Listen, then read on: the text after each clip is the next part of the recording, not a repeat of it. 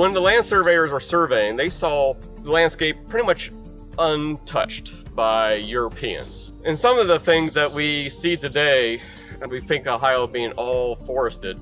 Looking back at those surveyor notes and looking at it more closely, we were finding out that Ohio was more open than what we thought it was. The only complete survey of Ohio's vegetation was done during the original land surveys that started in 1785. 50 years it took to survey the entire state of Ohio. These land surveyors documented the vegetation and terrain and soils, as describing the lots that were going to be sold. The land purchasers took these descriptions to decide on what parcels they wanted to buy. Majority of people who bought these parcels never visited the land before purchase. So these land descriptions are very important to them in deciding where they want to buy to settle in the western frontier.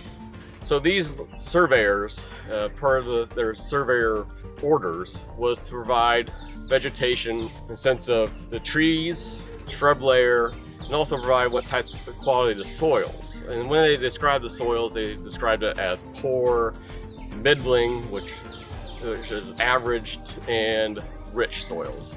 And some of the original, very early surveyor notes from the Old Seven Ranges, which is the first land surveys done in the Ohio country, or what would become Ohio, describe what type of crops they could grow.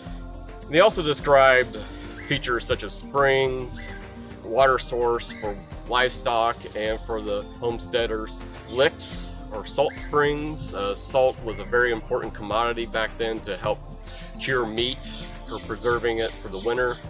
Now the surveyors were not scientists, so the IDs on some trees were questionable. They also were kind of partial to certain species that they knew well. There are certainly mistakes in these notes, but overall they did a really pretty good job of describing the vegetation. And they also described swamps or wetlands. Sometimes they got very colorful with their descriptions, describing the land as not good for anything, or worthless, or horrible. And also they provided really romantic descriptions of some of the landscapes, such as beautiful trees, beautiful landscape, beautiful waterfall, or some type of geological feature they saw along the lines.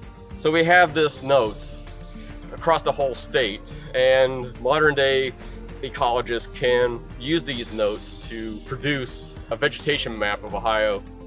And why this is important to ecologists is that it provides a benchmark or a snapshot of vegetation from 225 years ago. We can use that for conservation purposes, try to restore sites to the original status. But a lot of our 147 state nature preserves are old growth forests that Ohioans can visit and see what Ohio was like roughly 200 years ago.